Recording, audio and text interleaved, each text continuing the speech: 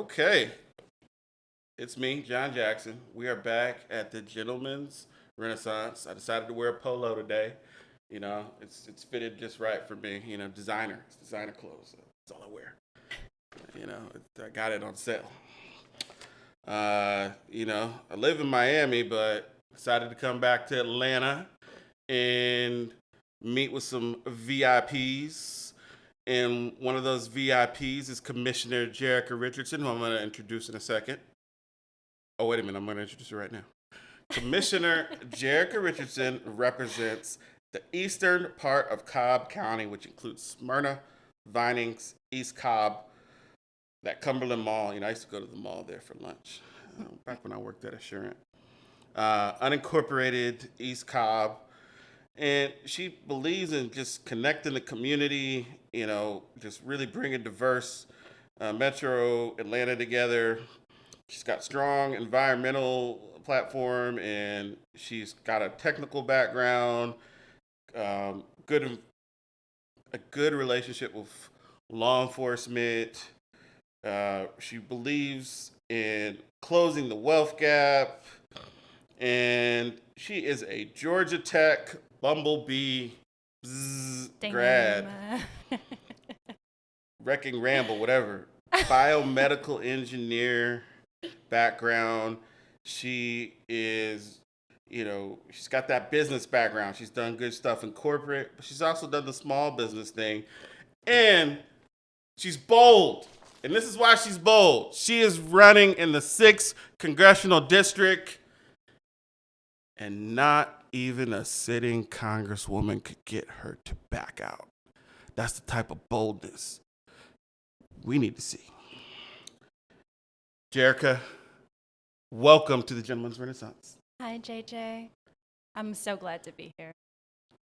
I mean, this is great. Like, Jerica is.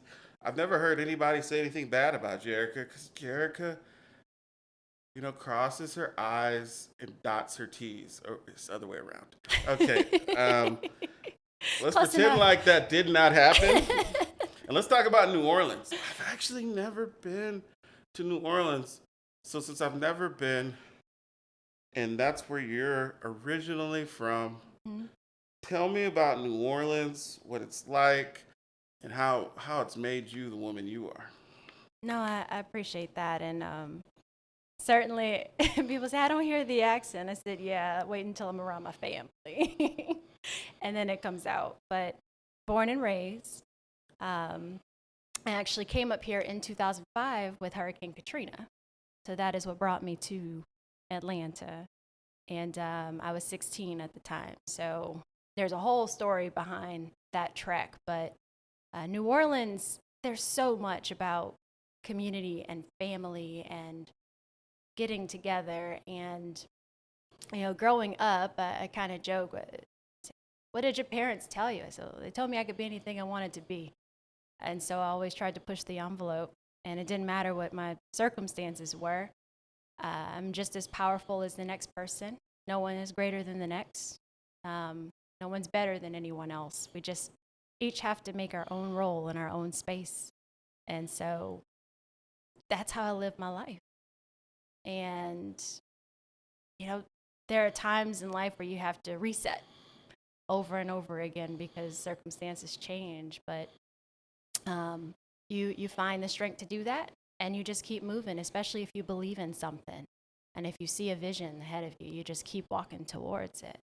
And for me, it's a world where people love one another, to get real soft on you, but yeah. So when it comes to governance and leadership and politics, it's about a relationship with the community. And even as serving as a commissioner, that's when people ask me, what are you most proud of? It's that part. It's building a deeper, more authentic relationship with my community. And that's what I think representation should look like. Wow. Like, you are authentic, but you're polished. See, I'm like authentic, but rough around the edges. I didn't know that you could be polished and authentic, but you are the polished authentic. So What particularly made you want to get into politics? So, there are a couple little flashes, right? But I did have a watershed moment. And I was watching the Twin Towers fall.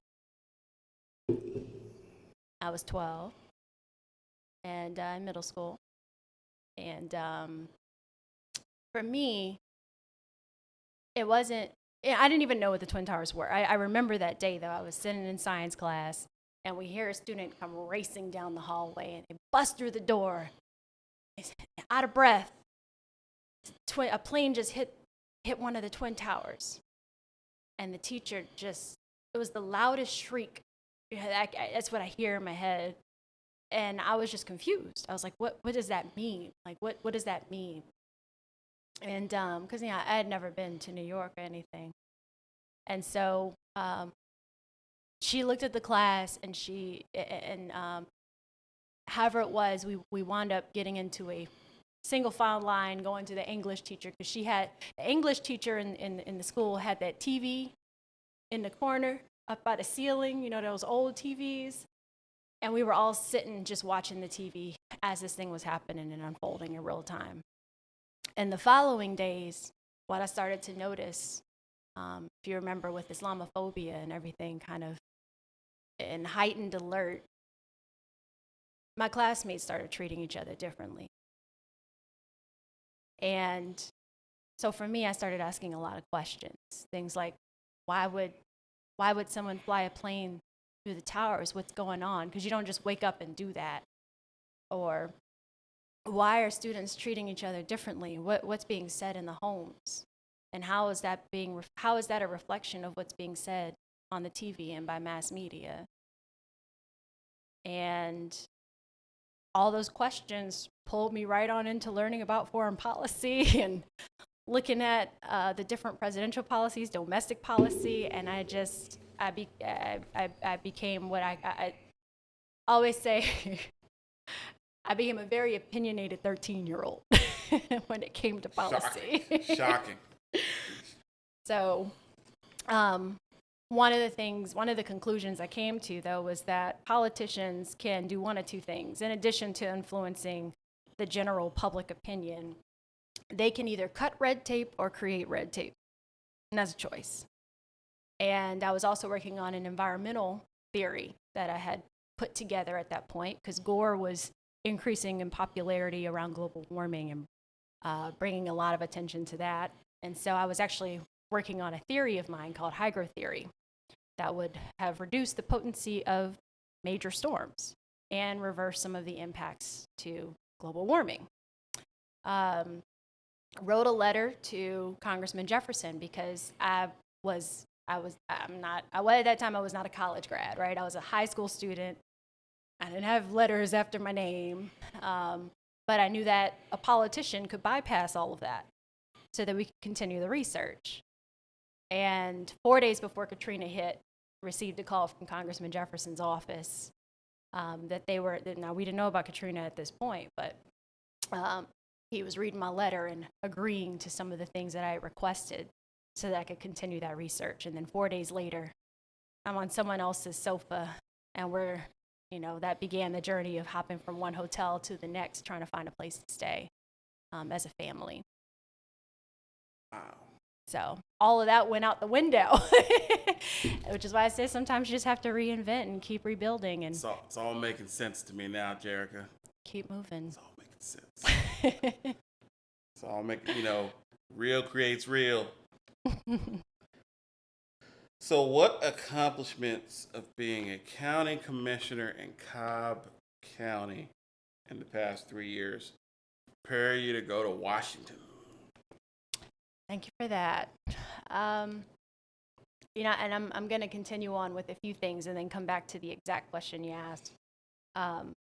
Once I arrived here in Atlanta, I was actually trying to break into the music industry because I also sing. And if you know, a lot of entertainment attorneys run for office in Atlanta. So I got to meet a whole lot of people in Atlanta politics and had a chance to be exposed to Atlanta politics and policy. Some of those presentations and some of the projects you've seen are actually things that I've created or presentations that I actually designed. And so it's exciting to have been a part of some of that growth, and have been a part of helping support other candidates get into positions of power as well, who I knew were looking to achieve a vision, which speaks a little bit to the accomplishments in the commission. The collaboration that's required to make something be successful is, it first of all requires that you have a vision before you win the role. It's about knowing what it is that you want to achieve, understanding what the role can do. Because I remember when I got elected, I was like, we're going to do all these things. And so you got to pick 3. And I was like, it's too much power to pick 3. There are too many people impacted to pick 3. More than 3 people that live in my community. And it was about bringing people to the table.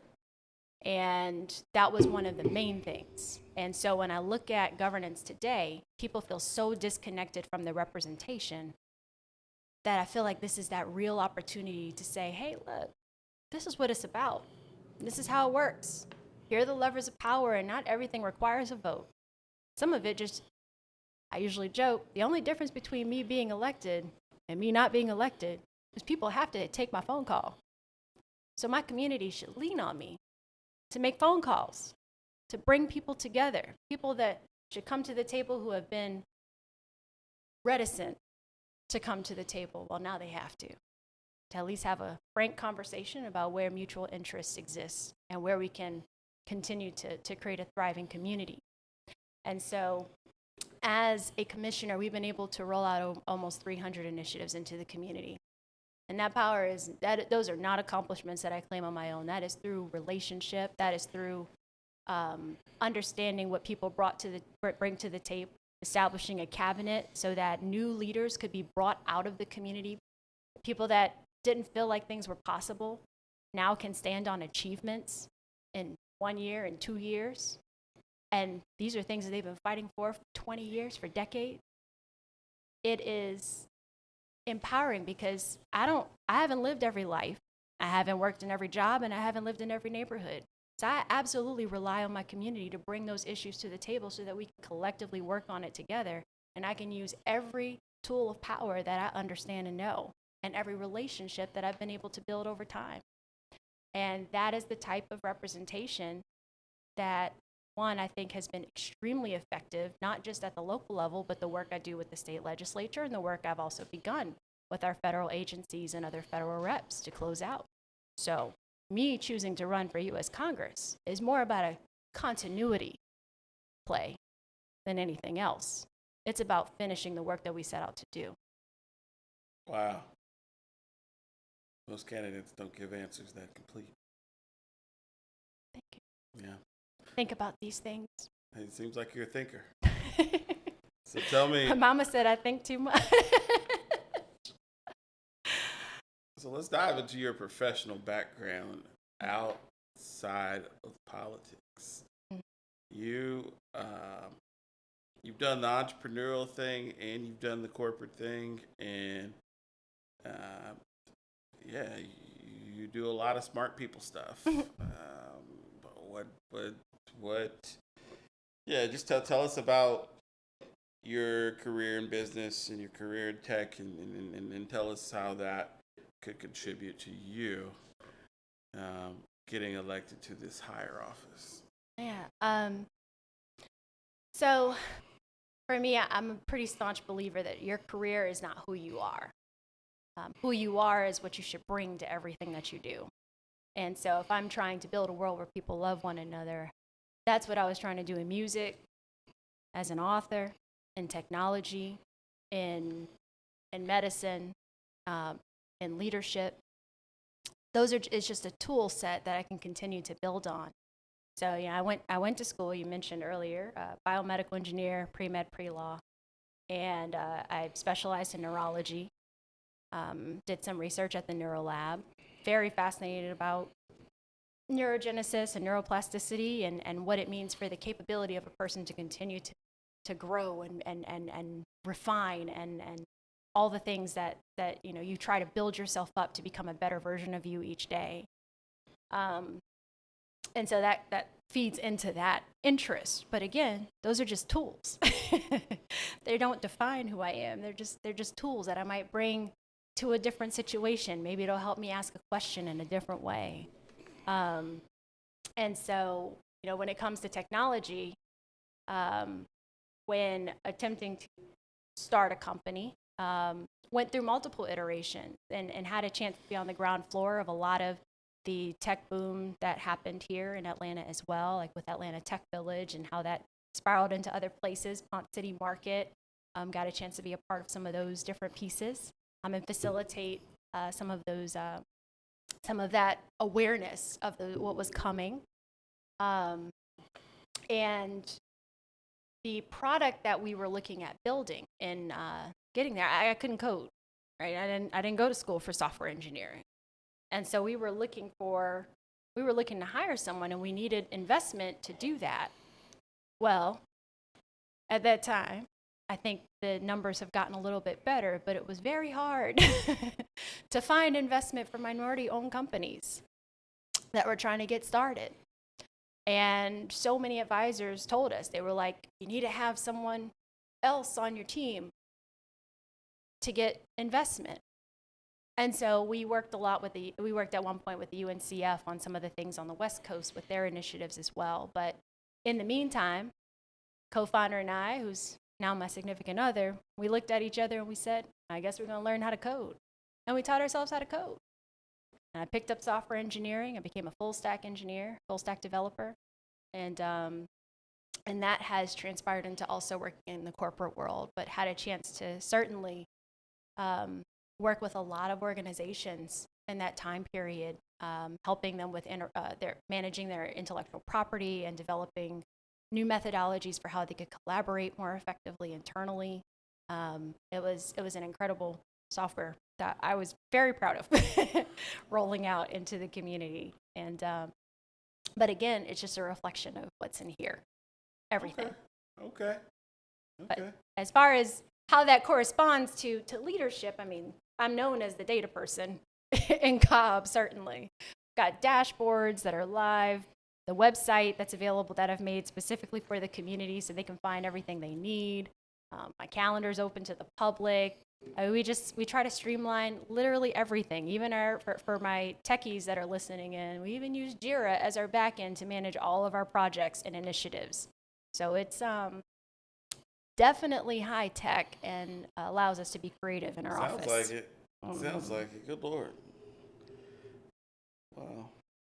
Yeah. Okay. Your primary opponent, Congresswoman Lucy McBath, has never represented a majority black district, but she's still a black woman with a lot of money and name recognition. What makes you the superior candidate in this race to represent the constituency, the majority black constituency of the newly drawn 6th district? Understood. And, first of all, I just want to say I have a tremendous amount of respect for the Congresswoman. And even her story, it's a tragic story that it's nothing that any parent should have to go through. And one of the things that she noted is, unfortunately, too many families are having to go through that experience.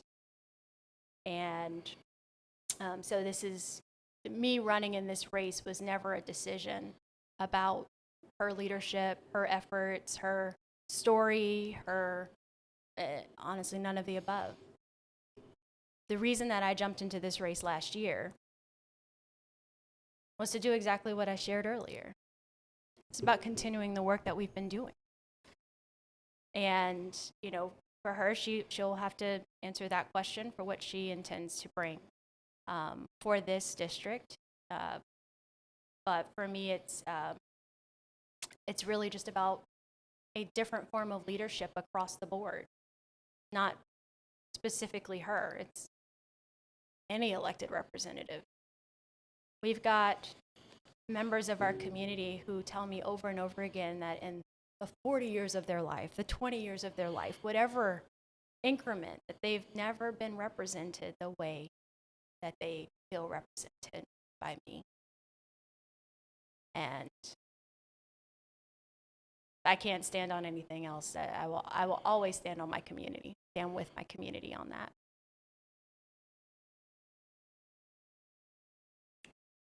Well, I'm going to say this. I think the 6th district deserves somebody who isn't paid for by Mike Bloomberg. I think the 6th district deserves someone who isn't going to pander to the demographics of the old 6th district.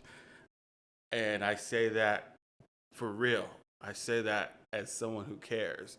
I say that as someone who's not satisfied, as someone, as a black man who's not satisfied with the CBC as is. I want a CBC that advocates for working class America. And if they advocate for working class America, then they will be advocating for black America, because black people don't have generational wealth. And so even educated black people are pretty much working class America because we don't have generational wealth. So we are basically working class America too. No matter how many degrees we're working class America too. And so I want a dynamically different and better CBC, because at the federal level, that's it. That's who speaks for black people at this federal level, whether we like it or not. And there's a big responsibility with that. And so that is why I'm really looking at this 6th district race and I'm going to go so say, I'm not required to be completely objective. I'm glad you stayed in. Because people might try to bully you out. The Democratic establishment, I've dealt with their bullying before. But you're not going to be bullied. You survived Hurricane Katrina. So thank you for staying in the race. I'm going to get to the next question before I go off the rails. What do you tell the black male voter who feels let down by both parties with the same old promises? Because this is a men's podcast. We're in the manosphere. We are in that jungle. It's a jungle. And I entered it. And who are tired of never being communicated with directly. The Democratic Party and I've talked to Republican operatives before. They're like, y'all aren't communicating to black men. And we're going to take advantage of that. We're going to peel. What do you tell those disillusioned black male voters who might live in the 6th district? First of all, it's going to be all right. But I feel that. And honestly, there's a lot of reason for why that disconnect is there. And the other thing to just keep in mind is, obviously but it's not a monolith either. The black male community is not a monolith. There are all kinds of different experiences and backgrounds, socioeconomic differences, perspectives, and doing a broad brush stroke on it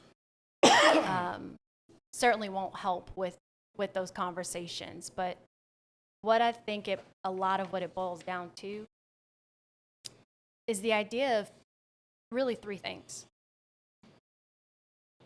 It's feeling safe, feeling stable, and feeling like you can be who you are, a sense of significance, making a space in this world. And the only way there is no shortcut to that but the relationship, the real conversation, and not just stopping at conversation, but pulling in and saying, okay, you're trying to get this done, let's make it happen. You're trying to make this move, let's get it moving. It's the action that comes. And then there's a certain amount of forthrightness that needs to be there. And this is something that I definitely, I'm very serious about with transparency. I call it It's responsible transparency. This is what can be done. This is what currently can't be done. Here are the levers that pull that. If there needs to be a change, here are the levers that have to be pulled. And having that really direct conversation about different issues. I know for most of the people that I know, a lot of it is around economic access and making sure that the right parties are at the table and making sure that investment is flowing through and that everybody gets a fair shake, especially when they work hard. People also want to know that if you're going to put up a policy, that it's not just a policy to placate. It's a policy to actually fix something. You know, we have a lot of policies that have been recommended that everybody knows won't stand the test at the courts. Yet they still get pushed up because, well, it'll check the box because that's what people are asking for. It's not really that honest, though. So honesty is a huge part of that as well. And like I said, just being forthright. So I'm going to give you some real stuff right here. Go ahead. There's an anxiety. There's a lot of lost men out there of all races, but especially men of color, particularly Black and Hispanic men. It's an economic anxiety because men are judged in our lifetime on what we are able to produce. Can we protect? Can we provide on a micro level? And it is the cost of living is off the chain, and incomes do not match that. But that expectation for what being a man is stays the same. And that is contributed to the rise of Donald Trump. That a lot of folks don't understand that contributed to the rise of Donald Trump. That contributes to Black male turnout not being super high. And Hispanic and Asian men going for Trump and going GOP. With that being said, given that you're running as a Democrat, how do Democrats stop Donald Trump in November? Because he is going to exploit this. You know, and I'm pretty sure we had this conversation too, but to your point, that's kind of why I said it's that sense of making a space in this world. Like, where do I fit in, and how can that be accepted?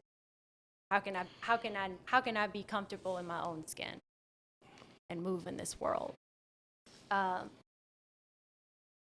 I just, to this day, and it continues to show true, there's no shortcut to it. It's not like you can just throw an ad up and then it's like, oh, wait, no, now we're coming back. It takes time, authentic relationships, and real connection into the levers of power that have for so long been kept away. So let's get a little more personal about you. Tell us about your daily routine and how you manage to stay energized. Because I know some of the BS that you've dealt with, and I know that it's not easy. What's your mantra? What do you do? What do you do, Jerica? I'm gonna say three things. 'Cause 3 tends to be my favorite number. Faith is a big part of my stability, my centering, my faith in the Lord. Second piece is you make time for the things you care about, hands down. And the third is you want to go fast, go alone. You want to go far, go together. It's all about the team. Building up people. The power that I have, that I've been able to wield, comes out of the fact that I've shared my power with others. So collectively, we're able to do a whole lot. Last year, we had to fight off 7 state legislative bills, 4 lawsuits, and an ethics complaint, all to remove me from office. Right now, we're dealing with a Georgia Supreme Court that is reviewing that case. And, we've been able to rise to the occasion for all of those. I think this one might be slipping through, and we're planning worst case scenario that I might be removed from office in 3 weeks. So as a community, we're gearing up, preparing what that means, what that's going to look like, because it's certainly historic. It's never happened before, not these circumstances, and it sets a really horrible precedent for all elected officials around the state. But that being said, it's those three things. They keep me strong. They keep me energetic, keep me focused, keep the main things the main thing. Everything else is a distraction.